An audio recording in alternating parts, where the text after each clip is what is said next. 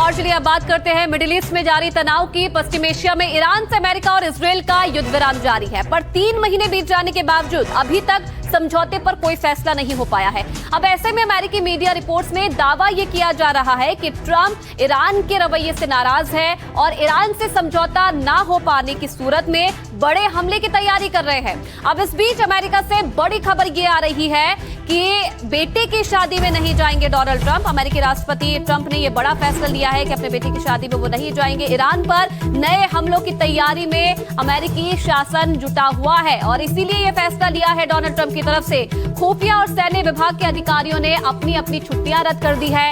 Iran पर हमले को लेकर ट्रंप का अंतिम फैसला आना अभी फिलहाल बाकी है, लेकिन उससे पहले जो ये हलचल मच रही है, इसे देखते हुए यही लग रहा है कि जल्द ही जो अमेरिका है एक बार फिर से ईरान पर हमले की तैयारी कर रहा है।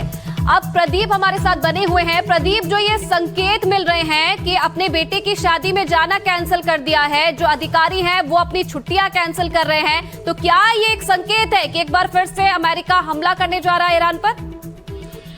देखिए, बिल्कुल आपने सही कहा। जो संकेत को अगर हम मद्देनजर रखें तो इससे यही लग रहा है कि अमेरिका एक बार फिर से ईरान पर हमले की पूरी तैयारी कर रहा है, क्योंकि अपने बेटे की शादी में शमूलियत नहीं कर पा रहे हैं डोनाल्ड ट्रंप। और उसके साथ साथ जो न्यू जर्सी में उन्होंने जाना था, अपने जो गोल्फ कोर्स की उनकी प्रॉपर्टी है वहां से भी निकालकर वो इस समय वॉशिंगटन की ओर आ चुके हैं और व्हाइट हाउस में रहेंगे। और उसके साथ साथ जैसे आपने कहा एजेंसियां और मिलिट्री